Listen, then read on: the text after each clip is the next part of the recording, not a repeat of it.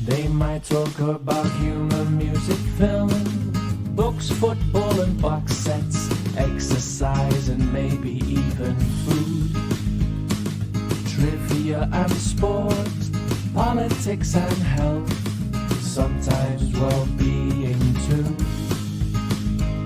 On the Life with Brian. On the Life with Brian. Hello and welcome to Life with Brian, episode 16, with me, Mark Godfrey, in the director's chair, joined obviously by our leading man, Brian McClare. How are you doing, Brian? I'm doing, thank you, Mark. I'm thoroughly looking forward. Splendid. As always, Matthew Christ is here in a supporting role. All right, Matthew? I'm very well, thank you. Good to be here again. Hello, everyone. Hello. And this week's guest is an actor and narrator whose TV credits are a list of many of this country's most well-known TV shows of the last 20 years. And he's also a dab hand at doing plenty of films as well. He's possibly best remembered as the baddest man on the cobbles, Jez Quigley on Coronation Street. And he just so happens to be a massive Manchester United fan. It is, of course, Lee Boardman. Thanks for joining us, Lee. How's things? Good. Yeah, very good, thank you. I've got out of my sick bed to do this. I've been in bed for a week, ill.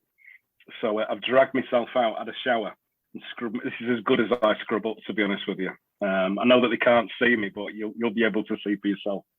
But yeah, I'm all right. I'm doing all right.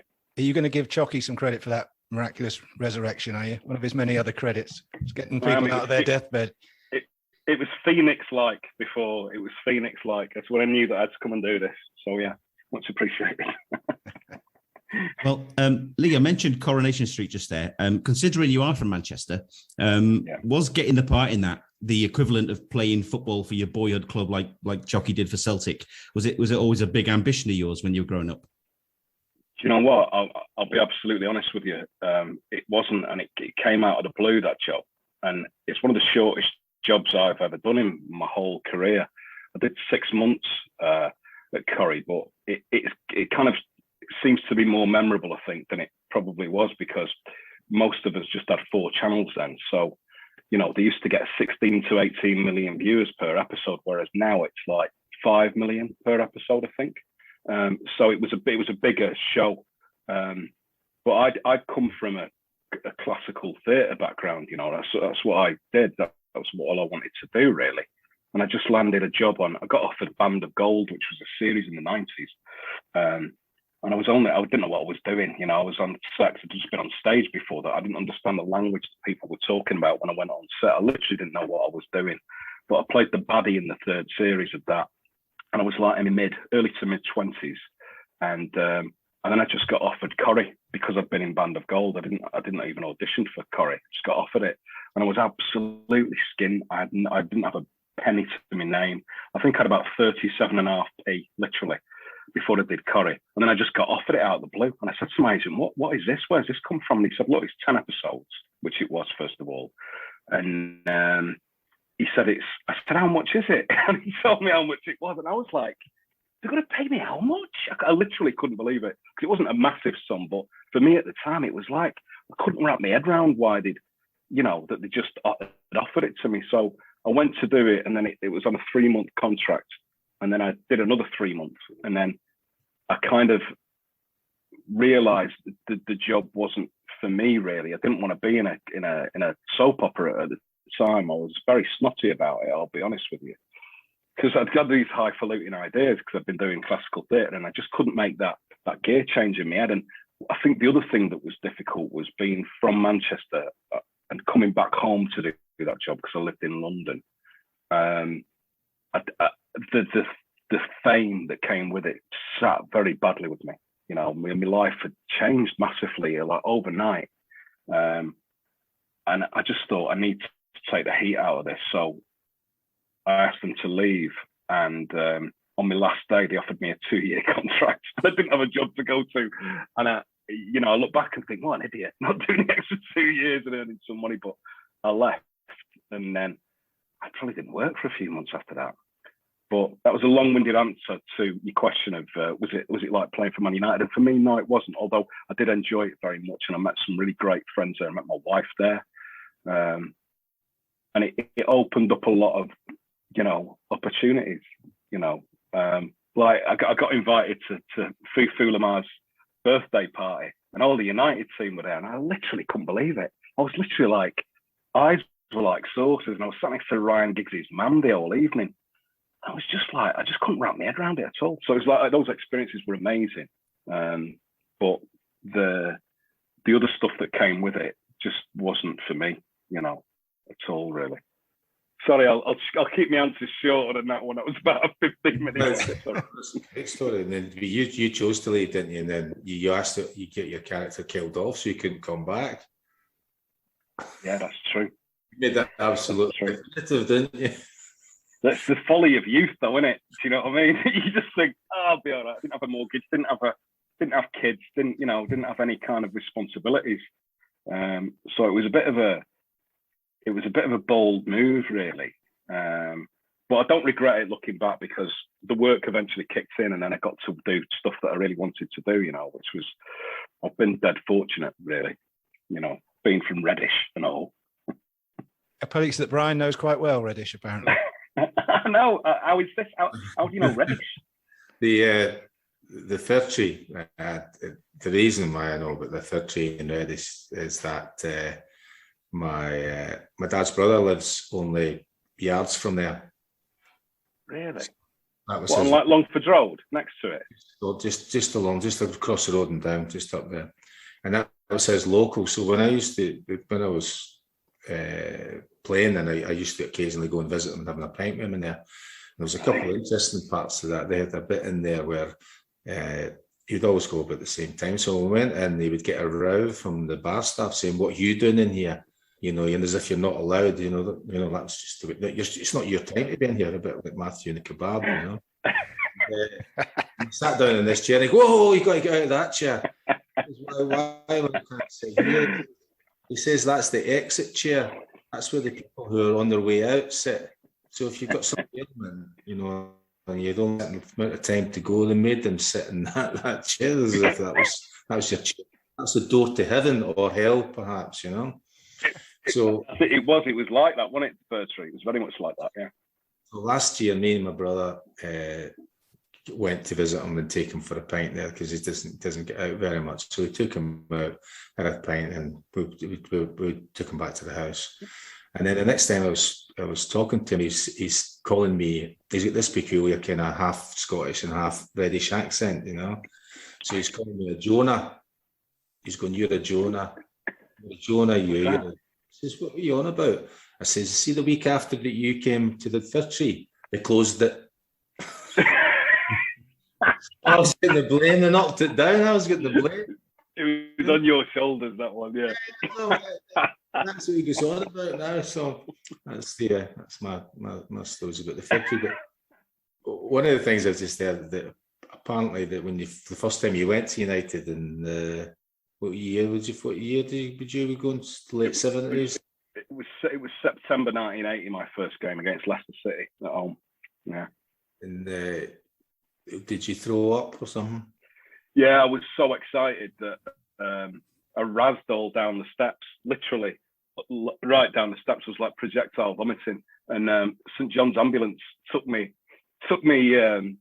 Back then there was like at the halfway line, there's the little tunnel, and they took me down the tunnel, and I got to kind of go backstage as well. So it was fantastic actually. But then they deposited me back in the East Stand, and I had to sit in my own Raz for the rest of the game, and the walk of shame, even at 8 years old, the walk of shame, going back up the steps through all my own spew. It was terrible. So who were your United heroes back then? You obviously went in 1980, so off the top of my head, I'm thinking, what, Grimes, Nikolai Ivanovic? Ashley Grimes. I'll be honest with you. Ivanovic scored 2 in my first game, actually. But my hero then was Stevie Coppell. I was absolutely great player, great winger. And I loved Sammy Mack as well, Sammy McElroy, who's since become, Sammy Mack's a mate of mine, because he lives nearby. So it was Sammy Mack, Stevie Coppell. I love Lou McCarty as well. But it was that era where we were still waiting for something to happen. It was the odd FA Cup, and you know, when I started going, we just come off the back of the 1979 Cup final defeat to Arsenal, which was just devastating. You know, we'd come back from 2-0 down to 2-2, and then they scored in the last minute. Alan Sunderland scored in the last minute. So it was a kind of time of like it nearly happening for us. You know, it was just nearly happening. And of course that all changed a few years later when Fergie came in and brought in the players that he brought in. But yeah, it was just painful. It's still painful now. I mean, after we got beat last night, you know, my son is just devastated. Well, my son's 17 and he's just like, he's devastated when we get beat. And I was devastated as well. It just like, it rules my life, completely rules my life, the club. Still does, yeah. Even, you know, some people, especially United fans of a certain generation, including, you know, yourself. I speak to a few of them who sort of almost think it's, you know, a disillusion with the club, I suppose is the polite way of saying it. But you're obviously it still cuts you hard. Yeah, and I don't feel that sense of disillusionment because, you know, the club goes through different. I mean, you know, when I started going, it was kind of the time of Martin Edwards was chairman, and it goes through different sort of ownerships and it goes through different managerial people coming in. But it's still that, as much as sometimes you try and distance yourself from it, it's the pain of it. It's so vast. It's so great. It's so devastating. And I can recount my life, the years of my life. And I know that I can look, when I look back even now, and I think it was a bad year when I was a kid, that because we didn't win anything. Like I look back on 1981 as a terrible year because, you know, we'd finished runners up the year before and then we weren't at the races, you know. Ipswich slammed us 6-0 at Portman Road. And, you know, I missed penalties. I missed penalties. I think they missed 3 penalties that day as well. Yeah, yeah. So, without putting him on the spot, how much of Chocky's arrival do you put down to United's fortunes changing? Because it was around about that time, wasn't it? That things started to click. I mean, bearing in mind we hadn't had anybody who scored that amount of goals since George Best, you know. And I remember when Chocky when he came into the team at Celtic, and everybody thought that. Because Charlie Nicholas used to score for fun, you know, it was like, I'd be listening to the radio on a Saturday and Charlie Nicholas had scored again. And when he left to go to Arsenal, it was a case of what are they going to do? And then Chucky came in and hit the ground running. And it was just like a goal for goal kind of replacement for him. So when he came to United, it signified that, oh, right, we've finally got a striker here that is going to, you know, change things for us. And he was doing his job up front. It was just that we had weaknesses in the other sort of parts of the team, but eventually it kind of all gelled together, and you know we had that glorious period for 20 years after that.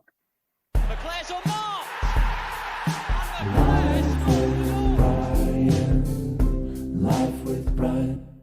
Just a quick note about your vomiting story. You've got another significant vomiting story in your life. From my research, anyway. What was that other one? Where when you decided that you were going to marry Jennifer. Oh yeah, no, she was. It was on our first date, and I sort of probably foolishly said, "Look, I think we should get married. You know, I think we should get married. I think we should do it a year from now on our first date." I mean, it was a very bold move, but she unbelievably agreed. She must have been suffering from some sort of mental illness at the time. And yeah, we were over in the Lake District and she'd had a dodgy tuna sandwich. So our first date ended with me holding her hair above her head as she was puking into the toilet bowl.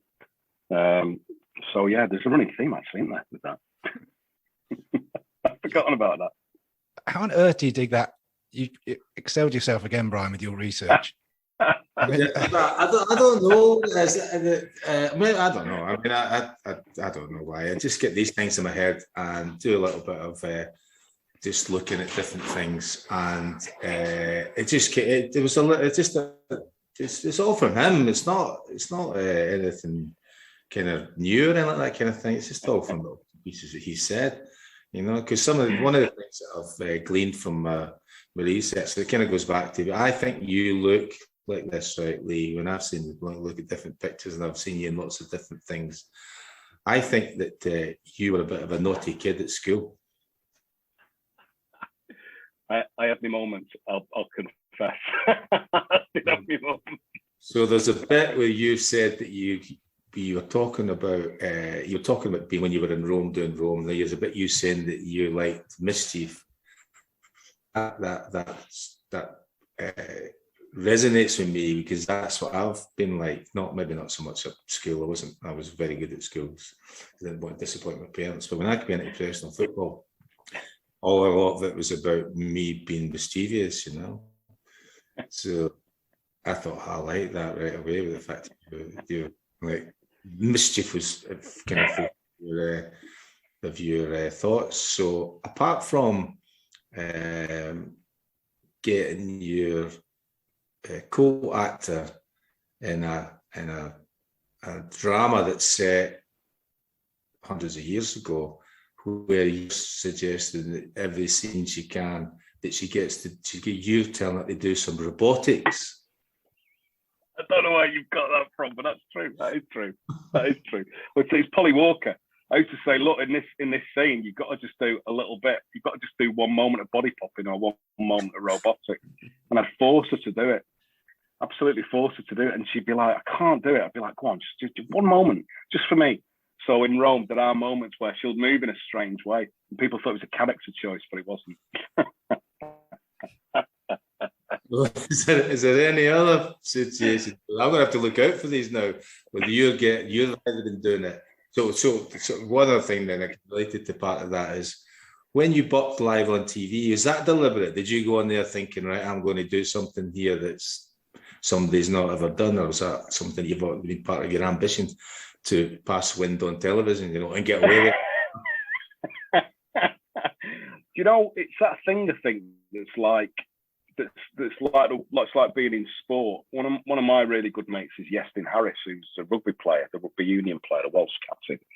And I think it's that thing of when you got a group of like sportsmen together, similar to when you got a group of actors together, the best part about it almost is the camaraderie and the laugh that you can have with each other.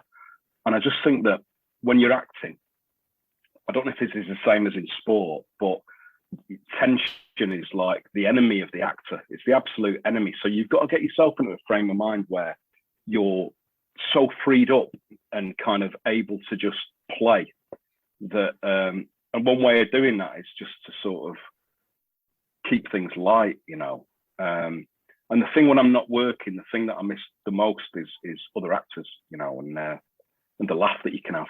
And I think that might be the same as like when footballers retire and they say, I really missed the crack in the dressing room, Yeah. And I can understand what that must be like. Is that true for you? Yeah, that's the only thing that I would miss. Yeah, I don't miss the playing.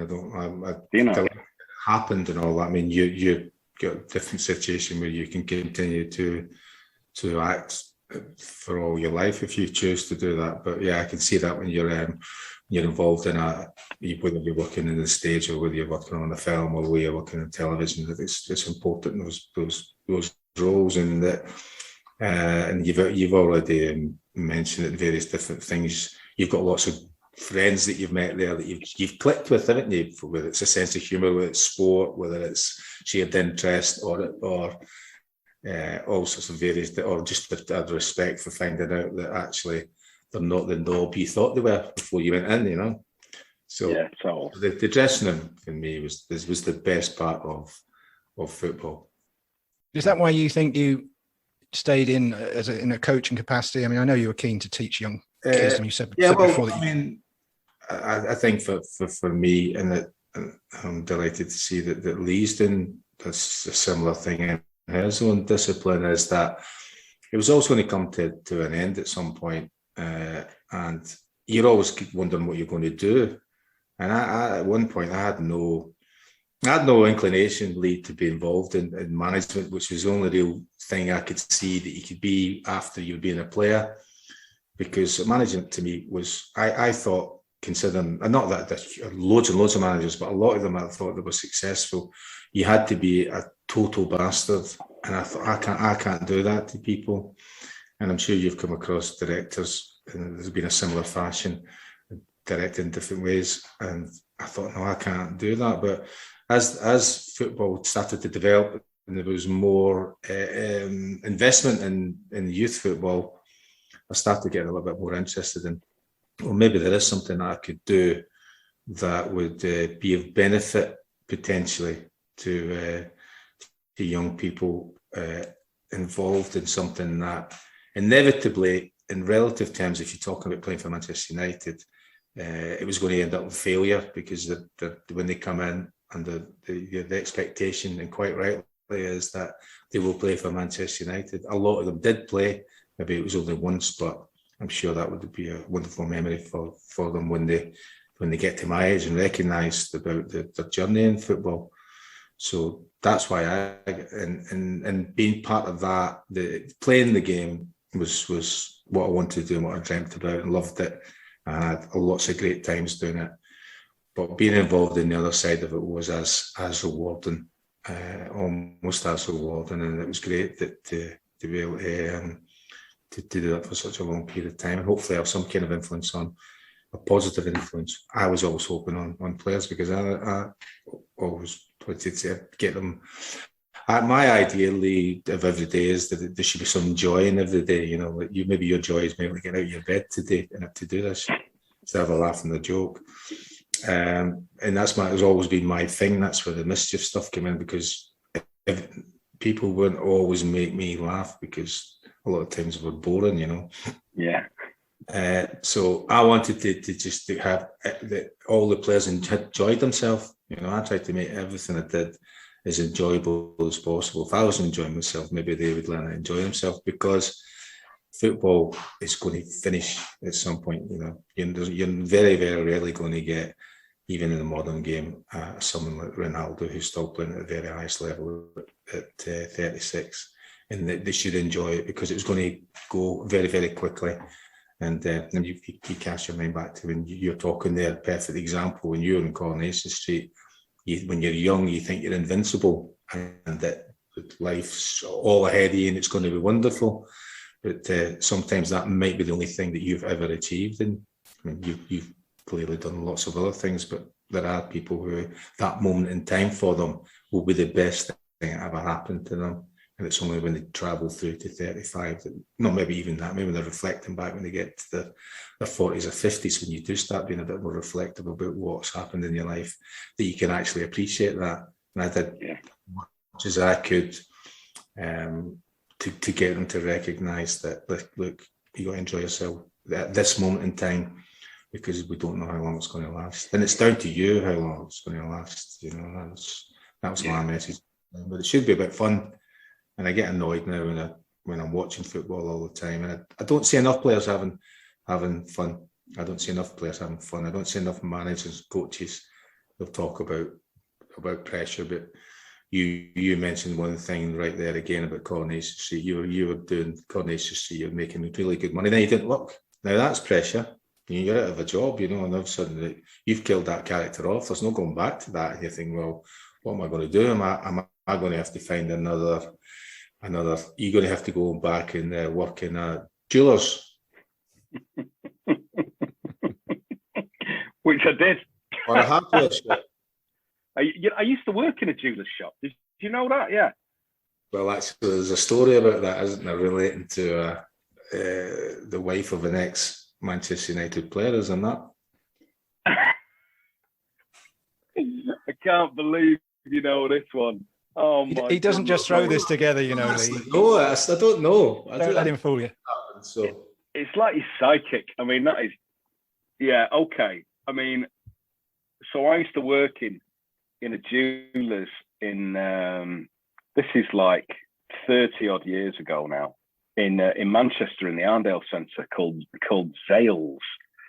Yeah, and Paul Ince and his had a Gucci watch, and it was one of them Gucci watches. He had like it has the Italian flag on it, the colours of like the green and the red, and he had this watch, and he came in and I think he was getting it refurbed or something, or serviced or whatever, and it hadn't come back in time, and it used to send away for like 8 weeks at a time. They'd send him back to Switzerland, and his wife came in with him, and he came in shop, and we were all like, "That's Paul Ince, fucking hell, I can't believe it."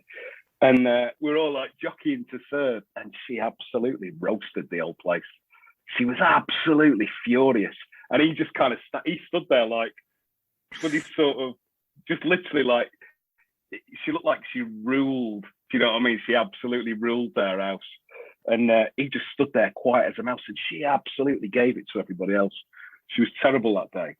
I'm sure she's a very nice lady, but that was my only experience of her.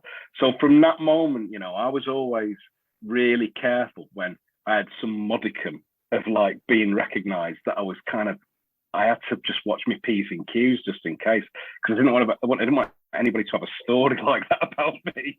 Which is so you learned something brilliant there, and it's something that you just telling that story used to always disappoint me about my teammates and sometimes our partners about how they behaved, you know, because we all come from the same background, you know. You're from Reddish, Paul's from a shithole part of London, and so is she, you know, and that if their parents, where you usually get your morality and your manners from, found out you're behaving in such a manner, you would get your ass kicked, you know. Absolutely. And it'd be like it, because it's always a reflection on them, like how you're behaving, you know, like totally. You know, but just relating to Paul and his missus, we were playing a game, a pre-season game at Ibrox in Glasgow, and me being very popular in that part of town, I didn't want to be out warming up. Not that I warmed up very much, but occasionally I would go out. I didn't really want to be out there too long before the game started. I don't mind during the game, right? Because you're all part of playing the game, and you get caught up in the performance, as you may well do when you're doing your stuff and all that kind of. Particularly when you're on stage and you're in the moment and you don't know there's an audience there. So all the booing and whistling and all that's not a real relevance, you know. So I went back into the dressing room, right? And in the dressing room, much to my surprise and delight, is Sean Connery. That's brilliant. And I go in and I'm like, I can't believe that I'm basically talking to. It's one of the first things, my time of falling in love with film, and was James Bond and Sean Connery playing James Bond. So I'm like, this is what a thing to happen, you know. So I have a little chat about whatever, just. You know, for me, you're barely a god, you know. And the next person to come into the dressing room was Paul Ince. Now, Paul this is one of the things, you know, I think Paul gave himself the nickname the Governor. You know, usually, and I didn't give myself Chalky, that came from whatever, right? He gave himself the nickname the Governor, right? And got annoyed when people wouldn't call him that. And I never called him that. So he comes in to the dressing room, and I don't think he's that sure about who this this gentleman is, right? So the manager introduces him. He goes, Sean, this is Paul Ince, you know, and he turns around, straight down to Sean Connery and goes, fucking Governor, right? Oh, my goodness, man. I'm the only other person in the dressing room with you, right? You're sitting going, what the fuck are you doing, you know? And then, but the best part is Sean Connery just looks on and goes, I think, young man, you'll find that that's your wife. At which point he just kind of looked and just walked past and sat down, you know, and I'm howling, laughing, thinking, that's brilliant. I know exactly the same things, but you know that incident you have, that wasn't the only incident in their relationship. She definitely That's brilliant. So, Did you ever put him right? Did you ever tell him, you know, who that was? Or no. Did you ever twig? Why spoil it? He's got no idea. He's not got a clue who he is. You know, he's just been put. He's put him in a box and shut the lid on him. You know, it's. I take it. Fergie never called him the Governor. Yeah, that's not a serious question, is it? I'd just love to have seen a reaction if he had tried to, assume that. No, I don't think any of us did. It was just his. Because it's the same sort of part of the humour. But I mean, when you want something to do something, you usually in the dressing room do the opposite. Like, did he have? Is his number plate on his car as well? Is that true? Yeah. Yeah, so another thing that used to just, you mentioned a little thing about that you couldn't deal with it, or you felt it difficult when you're on Coronation Street, going from someone who's enjoying what they're doing to someone where the spotlight's early on and people either being nice to you or maybe being nasty, depending on, maybe it was down to what the character you're playing as well, because a lot of people really think that you are like that, when you're in a soap like Coronation Street. That's not the sort of thing. But I used to, even all the way through the modern era, wonder why that people draw attention to themselves by having number plates with their names, with their initials on it. Or I don't understand it. I don't understand it at all. If I could go through my career, my job, just not ever being, nobody ever saying, "Oh, you that bloke off," then I'd take it. I would take it, because it's just, there's no pot of gold at the end of that rainbow. And I think that I have a theory that when you become kind of like well known and you lose that anonymity, I think that most people go through a period that they lose the marbles for a bit. And I've seen it so many times where people have lost the run of themselves, and you just think, what are you doing? I remember somebody one day when I was on a job, and they came in work, and they came to the green room where all the actors sit around, and they were new to this gig, and they brought in this set of newspapers and opened them all out, because this person had been featured in these newspapers, and they were opening up and made like these big pictures of themselves, saying, "Have you seen this? You seen what's in the paper today?" And we were all just like, what are they doing? It's just insanity. I don't know why anybody would want to chase that. I just don't. And I think as an actor as well, you've got to maintain a level of, which is why I never do anything anymore in terms of like publicity and stuff, because you've got to keep a bit of mystique about you. Because if you're playing characters and everybody knows everything about who you are, apart from Brian knowing all these details about my life, but if everybody knew those details, it kind of takes away from. I won't tell anybody. Nobody else will know. But you've ruined the illusion now, Brian. No, that's exactly what I was like. Lee, my dream, my thing, where I would always would love to have done the same thing. Went and played football for Celtic and Manchester United, and then come out the stadium and got the bus home. That was what I wanted to do. And you just have to recognise that you can't have that. Maybe if I don't know if you would have, but maybe if I'd have known what that would have been like, I might not have become a professional footballer, but I've loved all the other bits of it, but that could have been something I might have, not that I will not be as well recognised as you, although somebody did surprise me yesterday by going, "Jockey, you all right?" "Yeah." "Yeah. No, thank you." So in the game, you get this sort of thing, That does happen quite often, though, Brian. We were in the pub together a couple of weeks ago, and somebody was chatting to you for about 20 minutes or so, and then I think they just randomly went, "Hang on a minute, aren't you Brian McClare?" After chat, God knows what he was. It's nice to have that, though, that somebody's talking to you as an abnormal person that I am. Life with Brian, life with Brian, life with Brian. You've been part of one of the best lines that I've ever heard I don't know if you'd call it, in theatre history as far as I'm aware, right? You were asked when you were playing Timon in Rome if you were wearing perfume, and you said, "Just a dab." And the reply was, "It's horrid. Horse shit suits you better."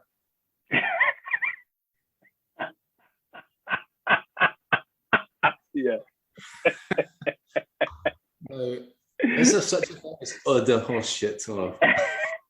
Do you know why I think I got that job? Was that when I was doing a Shakespeare play, and my beard I grew my beard out, and it was about as long as yours is now. And I went in, and the character was described as a goatee little man, and it was the perfect description for me, really. So when I went in, all these Americans were like, "He looks like a goatee little man." So they got me the gig. Gave me the gig. It's a nice job, that one. Yeah, it was a great program, and according to what you've said as well, that the demise of that is, if they decided to continue with that, there would have been no Game of Thrones. Yeah, well, it was the same company that made the two shows, and by the time we got stood down from after the first series. It took 15 months to film the first series, and we were living in Rome, which was a great experience. I had a house in Rome; it was beautiful, and there was this period of, it was supposed to be 3 months where they told us if it was going to go again. We'd all signed I think it was a 6-year contract, but it's in their favour because it's whether they take it up or not, the option. And by the time that they were deciding that it wasn't going again, the series 1 DVD had been released, and it became the biggest selling box set in history. So they knew at that point, they were like, oh shit, we've made a massive error here to tie it up in the second series. So they knew they'd made an error. And after that, there was talk for years of a feature film. There was a script as well, because Bruno Heller, the creator, had written it, and he still got the script of the feature film, and they just didn't kind of, the timings didn't work out, and everybody had gone off after that and done other jobs, and it was a real shame because it was 2.5 years of like a cultural kind of experience of just living in another culture, and having to learn another language to sort of live there, and that social life that we all had. I was like the social secretary on that job, and we were out every single night. It was absolutely magnificent experience.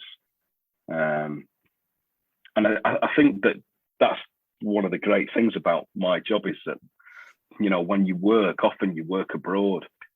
And I think, when you're a footballer, you don't get much chance to experience the culture of the place that you're in, because you're training, and then you do the game, and then you're out again. But as actors, you're sat on your arse most of the time. So it's just great to, and we all go out and enjoy a drink, and, that things that sports people can't do as regularly as actors can do it. So that's the great thing about the job. Yeah, they did in Brian's day. Not every night with them.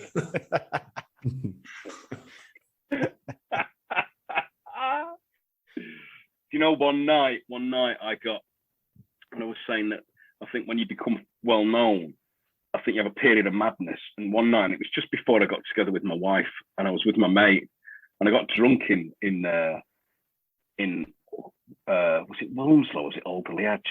Where's Brisingaman's? Wherever Brisingaman's is, it wasn't a place I used to frequent. Alderley Edge. And then the next thing I knew, I was waking up in the morning, and I thought I was in the V&A Hotel in Manchester, which was always a place you'd kind of check into if you were out drinking in Manchester.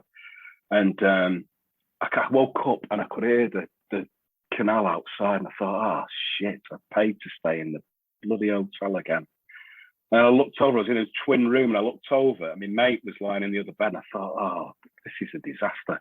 Just ended up here, and I could have gone home.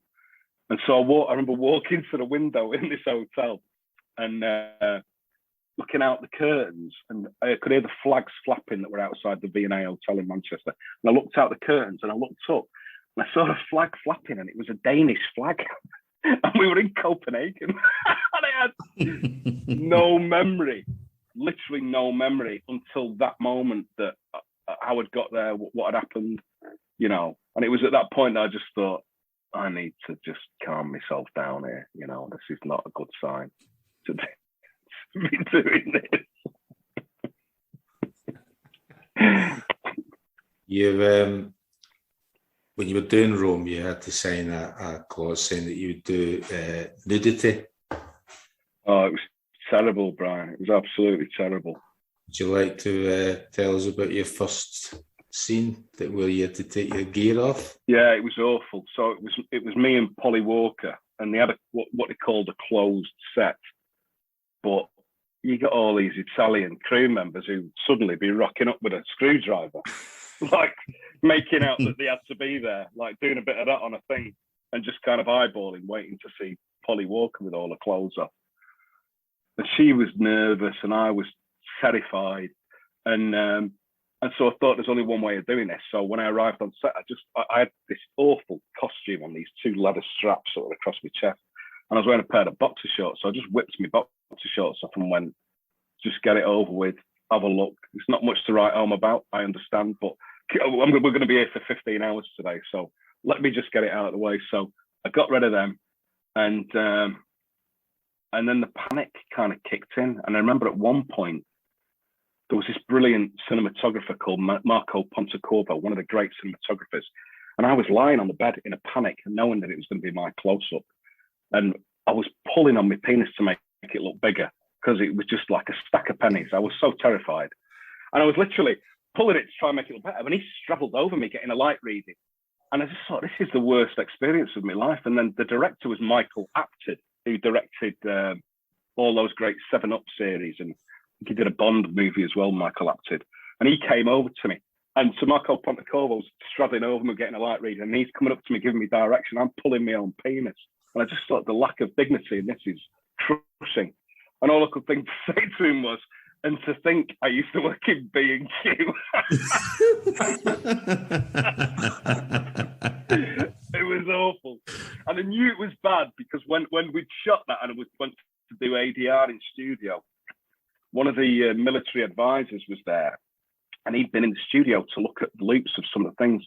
And he came out and he said to me, he said, "Oi, Lee, you're nuts, mate. They're like fucking grapefruits." And I thought, oh, shit. This is like forever. You know, my tackle's going to be on show. It's a disgrace, because you never see yourself in life from behind unless you're properly looking. Do you know what I mean? Nobody ever wants to see themselves naked crawling on a bed from behind. And yeah, it was, they soon stopped asking me to take my clothes off after that. I tell you, you know, they'd seen enough. I suppose nudity was never a big thing for you, Brian, growing up in football, in changing rooms. I mean, I suppose it was just, everyone was just out. We were all at it, weren't you? Yeah, but we think nothing. It was positive to something you got used to from when you were basically 16. You went in the dressing room and you took your kit off, you took your clothes off, and you would put your training kit on, and then you take your training kit off, throw at each other, and you would all shower together, and then you all get dressed together. So you became totally like not just normal, you know. So you could be standing there having a conversation. You could, even the people would come in, like the manager would come in, and the coaches would come in and all that kind of thing. You could be standing there, not without a stitch on, with Alex Ferguson talking to you, you know, and it was like, and it's happened the other way around as well, by the way. I've been standing full of clothes, right, with a naked Alex Ferguson in front of me, and it's just like, this is not particular, but you know, it's just the way that it kind of was. And nudity was, there was never anything, there was never any kind of thing about it, you know. And there was some people who would ridicule or laugh, try to ridicule various different parts of your body and things like that, or again try to accentuate or whatever else it was. You always had to be ready with an answer, you know. Part of the humour, which a lot of times is pretty raw. You'd have to be prepared for somebody to say something, you know. So, but to be able to do what Lee was doing, and just like in front of all those people who were all, and as I say, the voyeurs, the Italian voyeurs, who decided it was a good idea to come on set, you know, and that what they're doing, everybody's direct, and they're thinking, I haven't got any clothes on here, right, and I've got to, you know, apart from some bondage gear, you know, and then put in an amazing performance. Must be an incredible thing to be involved in, you know. Then I would imagine then there's a kind of empathy and sympathy for both of you, because you're both, and the way that I can gather that you had loads and loads of time to do all this stuff, so you might be doing these things all day long. Yeah, you know, absolutely. You must your hands and your wrists must have been sore. Repetitive stress injury. Yeah, I did. There was one scene on Rome. What you needed to get was a body double, you know. There was another scene, you know. Those parts, you know. I don't mind seeing you on television going, sorry, son, but that isn't the same as the one that I used to change when I was changing your nappies. That's something else.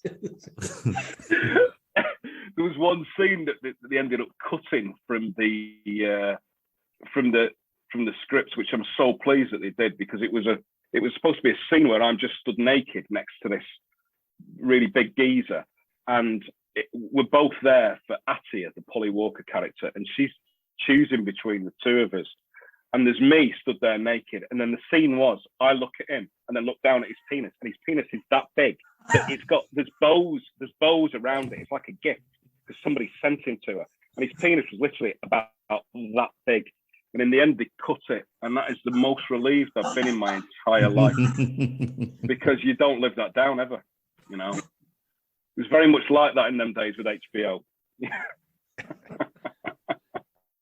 Was it a present for the actor, or was this a present part of the scene? Fortunately, it was in the scene. We'll refrain from asking you, Brian, who the most well-endowed player in the United dressing room was. So, Dion Dublin is what I've heard. No, as far as I'm not saying anything about anything. I wasn't expecting you to answer that. I'll save that for Chalky and Lee live show. Yeah, live with Brian will do that. It's Alright with Brian. Well, in the last episode, we talked about grudges amongst footballers and how Chalky ended up at or near the top of a few ex-players to batter list. Lee, have you got any similar sort of shit list of any actors you've ever worked with? You know what? It's dead rare in acting that you'll meet somebody that is like, you know, a real bad person. Most actors are mental, most are mad. So, but you can cope with the madness, you know, you can cope with the madness. It's very, very few that are just not kind of, you know, nice people. And I'll be honest with you, even people I've worked with that I've been like, oh, I've heard the odd thing about this person. They're usually the ones who are as good as gold when you work with them. So it's dead rare. It's dead rare. You know, I think the important thing to be is the problems always arrive is when people are not authentic, you know, or not comfortable in their own skin, and they're trying to be something else. I think that's just the way it is in life. It's always difficult with those people, but I think if you try and remain authentic to who you are, then you'll kind of, you know, I mean, this job I've just done recently, I've done a movie called Memory. I've just finished shooting it. And I play a Mexican cartel boss in it. Unbelievably. I played like some really weird... Most of them came from Reddish anyway, didn't they? So yeah, from Longford's Road West. So this movie was like just a real experience, because we had Liam Neeson as the lead in it, Guy Pearce is in it, and Monica Bellucci's in it, and some really cracking actors. And Ray Stevenson that I worked with on Rome, he played Pullo, the lead character in Rome. Ray's in it as well. So it was nice catching up with Ray. But when it comes down to it, and when you're doing the work and you're kind of in the trenches of like the long days, and all of my stuff was with Liam, because we play like best mates from like 30 years past, and I kind of give him get him work as a hitman, and he's a hitman who's got Alzheimer's. So it's a remake of a Belgian film from 2003, this. And we had Martin Campbell directing it, who did Casino Royale, the first Daniel Craig Bond film.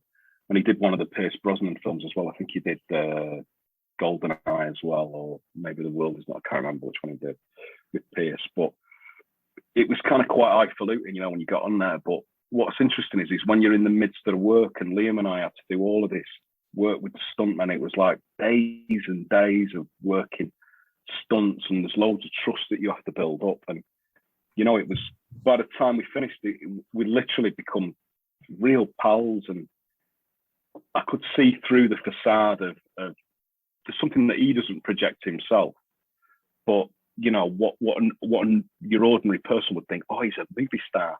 And by the time, you know, like by day 2, he was just Liam from Ballymena. You know, he was like literally just some working class lad.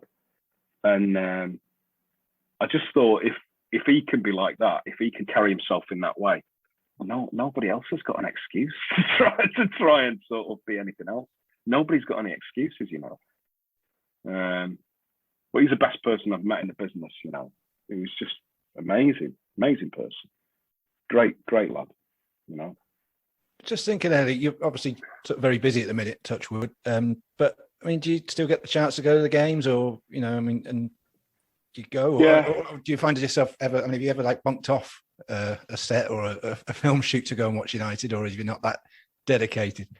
No, I've never done that. But my son's now 17 and he's fanatical about United, so I just have the one season ticket. I was going to get him a season ticket, but it's just to get the two tickets together is just problematic at United, and the ticketing's problematic anyway. So he went to the first game of the season. He went to the game, Ronaldo's first game at Newcastle. But I know I'm not going to get a look in now with that ticket, you know. So I'm going to have to get another one. But I want him to have the same experience that I had. You know, I want him to have that love for the club, and he's been brought up in that tradition as well. Because my dad was a huge Manchester United fan, and so was his dad. And my dad knew Eddie Coleman, you know, and a few of the lads that died at Munich. So it's so ingrained as a part of my personal culture that for me, the love of the club is as great as the love of a family member. I mean, it's that important, and it is to my son. So the one thing you've got to do as a father is indoctrinate your child in the love of the club that you support. That's your main job. You know, you've got to get in first before somebody else gets in and starts buying them like a Liverpool kit or whatever. But I do go. Yeah, I do go. I'm going to go to the Villarreal game in the Champions League. And I've missed it terribly. The last 18 months has been terrible. The last game I went to was Bruges, and we won 5-0. And that was the week that we beat City. And then that was like the last game that we played before the lockdown. So, yeah, I've missed it. I've really missed it. And I've got all my mates are there, you know, I've been sat with for years. My mate Keith's husband is older than me, but he's an old, how was he best described? He's an old United hooligan from the 70s, but he's a mature. Do you still wear a butcher's coat, does he? He doesn't wear his butcher's coat anymore now, but you know, you've got that camaraderie, and you've kind of just, you know, everybody for years, and you're all in the same boat when you're there. There's nothing like it. It's joy in my life, you know, and it always has been. Yeah. One of your other joys apparently is one of the ways you relax. So what I was interested in is, you know, how much does an excellent bottle of Vino Rosso cost you nowadays? Well, I found we've got a little place in Anglesey. So there's a little shop in Anglesey near Triada Bay that's called Anglesey Fine Foods, and they've got the best wines I've ever seen in my life. So my favourite from there is the Amarone, and it's currently coming in at £37.50 a bottle. But I'm that kind of person, Chucky, that I'd rather not have a drink unless I can drink something really good. I'd rather have one bottle of something absolutely brilliant than 6 bottles of shit. You know, that's my one concession to sort of, you know, my one nod to my life, having changed somewhat over the years, is that. But yeah, I love a good bottle of red. My goodness, mate. What's your tipple? I mean, my typical is called wet and cold. So this is really. I was going to say, you don't want to share a bottle of wine with Brian if that's your taste are that high. I mean, it's not. It's £6 bottle of Merlot from Tesco is not going to touch it. Buckfast fortified wine. There's a wonderful place called Lidl. Do great wines. Lidl. I don't think they've got any Anglesey. What possessed you to think it would be a good idea to go to the Stadio Olimpico to watch the Derby game? Yeah, that was an error. There was a few of us went, and I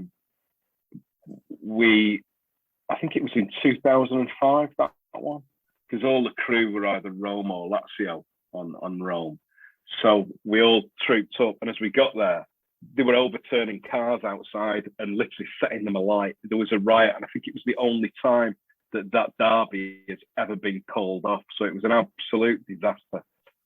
I've had disasters every time I've been to Stadio Olimpico. I went in 2009 to the Champions League final. I went on my own.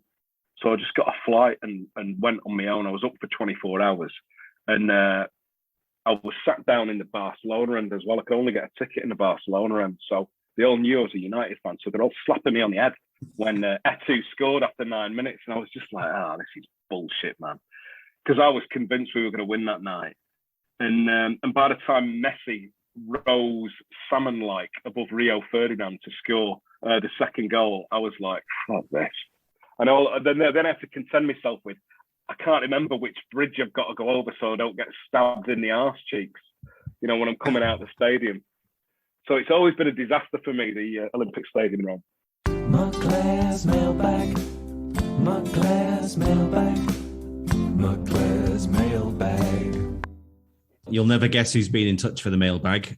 Open for a surprise, Matthew. Yeah, we'll soon have to call this section Cumbrian Dave Asks, I think, because he sent us some more questions. First one for Lee, and he says, which actor or actress's performance is the best you've seen in film or on stage? There's a movie that didn't get much airplay at all. I'm a member of BAFTA, so I get all of the BAFTA screeners in November of the movies that are coming out in the next 12 months. And I got sent this film on a screener, and my mate said, you need to watch this movie. And it's called Hostiles, and it's got Christian Bale and Rosamund Pike in it.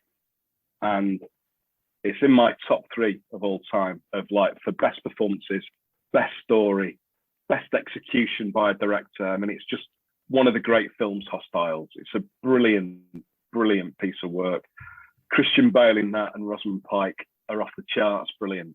Apart from that, Daniel Day-Lewis, My Left Foot.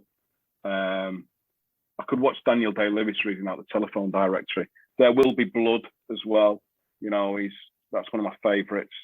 On stage, goodness me, I remember seeing Adrian Lester in a production of As You Like It by Cheek by Jowl Theatre Company in 1993, I think it was, 92, 93. And he played Rosalind in it. Adrian Lester played a woman in it. He was absolutely unbelievable. There's always great actors that inspire you, along the way. I'm always open to a bit of inspiration. He didn't ask you that one, Brian, but have you got anything you want to add to that? Well, the best favourite performance, stage or screen? It's far too many of them for me to go through all of that. Okay, well then he has asked you Not so much. a specific question. He says to Chocky, would you accept an English actor to play your part in a Fergie-era Man United film biography? If so, No. or if you insist it has to be a Scottish actor, who? Well, I'd pick at the moment Compston Martin. To play you in a biopic, yeah. Yeah, it's a big fan for the start. Yeah. I would refuse to. I would ask my part to be expunged if it was going to an English person. Even if they could put on a really good accent, airy accent, yeah. No. Like I said, I've said this many times before when I'm talking about England. As far as I'm concerned, the north of England's part of Scotland. So any Northern English, actually, Lee, I think would he's a quarter of an inch taller than me. I think he would be. Yeah, I think a few more inches on that beard, and I think we got the perfect match. I could play you now. Yeah, you're the current day Brian Leclerc. I think they haven't seen some of his performances and other things. The accent might be a bit of a problem for him. The acting. I think it is. Well sorted. There's not one English actor that can play a Scotsman well. There's not one English actor that can do the accent well enough. There's just not. There just isn't. It's almost impossible to do convincingly. It is. But I did a series called Outlander, and they got me in to play a Scotsman first of all, a one-eyed Scotsman, and I was like, I'm absolutely terrified of this, and I didn't get it, fortunately. Then they come back with an English character that I ended up playing in the series. But in that, there's a lot of my Scottish mates who were outraged because there was a lot of English actors playing Scots in Outlander. There's a mate of mine, a Scottish actor called Michael Nardoni, who's from Fife. And he was in Rome with me, Mike. And he was just like, all these English actors coming in with these Scottish accents that just, so I can understand it. I can totally understand it. James McAvoy would do a good young Brian McClare. Yeah, he'd be all right, huh? Yeah. Yeah, I can see this film taking shape. We'll have to have a chat later on. Going back to villains, which you're always linked to, Lee. Paul Morrow asked you both, who are your favourite on-screen and football villains? Footballing villains, goodness me. Footballing villains are on-screen villains. Well, on-screen and football villains. I mean, you can name one of each. You can name one. I mean, he doesn't specify, but... Do you know who I loved growing up? Do you remember, it was actually in Coronation Street. Do you remember the guy who played Alan Bradley? Yeah. Yes. In the early 80s? He was brilliant. He's the best Coronation Street baddie by a million miles. Met his match on Blackpool Promenade, didn't he? Yeah, he was great. In football, you see, people always talk about people like Vinnie Jones and stuff, but it never did it for me. I like the not so much the villains, but the mavericks. Like Cantona, who just didn't give two shits what anybody thought. That kind of attitude of I was always drawn to that, really. Yeah, I think Cantona's United. I think Cantona can be classed as a villain. He was. I mean, in the eyes of others, maybe. Yeah, for us, he was an absolute, superstar. Yeah, I've seen Cantona playing a villain. I thought he was pretty good at that. Yeah, he's a good actor. I wouldn't say that. No, right. don't go that far. Did the Karate Kid once, didn't he? Oh, that's poor from an Evertonian, that, isn't it?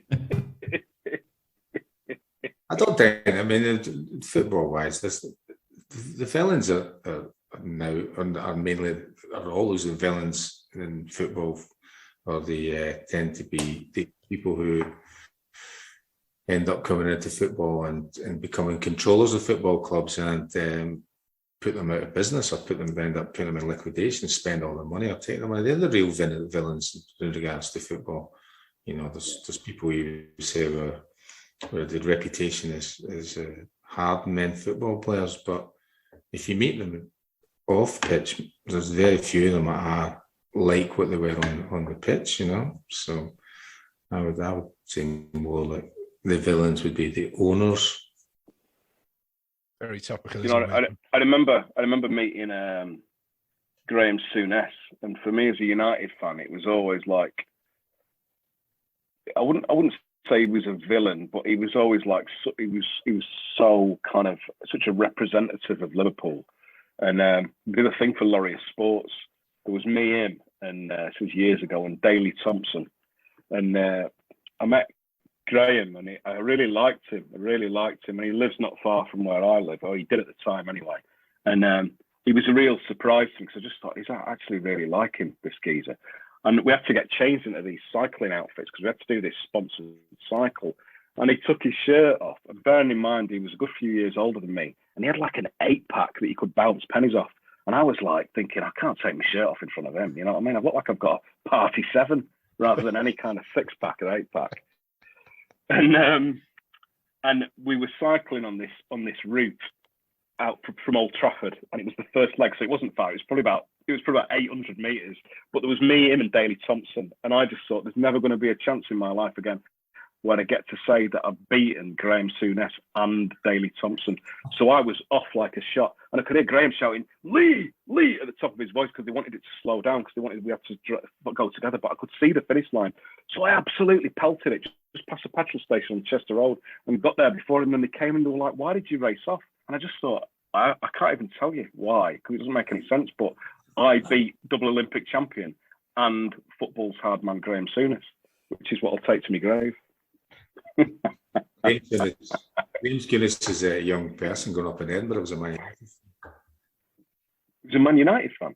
Yeah, when he was a kid. Yeah. Oh, my goodness me, didn't know that. Didn't know that. He keeps that one quiet. You listen to what he says. He actually is quite favourable to Manchester United. You know, if you listen to what he says. Do you know he's told you that, has he, or is he? You know that for a fact, or? Yeah, I know people who grew up with him. Yeah. Yeah. Right. Okay. You know, I met Kenny Dalglish as well at my mate's birthday party, and I ended up sharing a canapé with Kenny Dalglish, and again.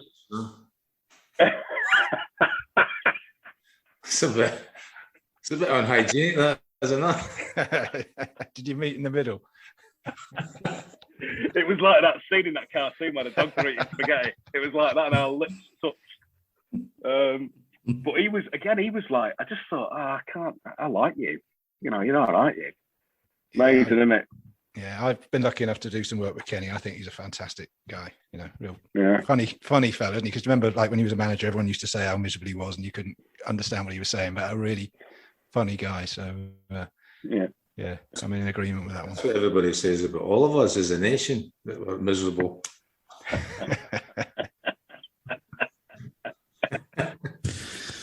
Right, should we call time and roll the credits on this one? Right. Yeah, Lee, thanks so much for coming along. Brilliant having you on. What have you got coming up in the near future? I'm starting a film in about 3 weeks, but it's, as ever, it's one of those, you've got to sign a non-disclosure agreement. You can't move for non-disclosure agreements these days. So they'll sue me and kill me if I mention it. But I'm doing a film for a bit. So it keeps me off the streets. So it's all good. Brilliant. We'll look out for that when it comes out. Chucky, Matthew, a pleasure as always. Are either of you up to much in the next couple of weeks? Going away anywhere? You must have looked at my diary. I'll be joining our host for a few beers on my birthday in a couple of weeks. So, and then you're hitting the road, Brian, aren't you? Yeah, that's the next step. We're having a couple of drinks and we're going to see the Manics in Edinburgh. So, assuming we make it to the venue. Yeah. Pretty good. Okay, well, before we sign off, just the usual reminder to subscribe to Life with Brian on whatever platform you prefer for your podcasts, and follow us on Twitter at Brian McClare Pod for news of new episodes, general chit chat, and to fire questions over to Brian for the mailbag. So thanks again for tuning in, and we'll see you soon. Life with Brian. Life with Brian. Talking films or music. Life with Brian. Talking TV and food. Life with Brian. Talking trivia and exercise. Life with Brian. It's different every episode. Life with Brian. Talking politics and football. Life with Brian. It's different every episode. Life with Brian. Life with Brian.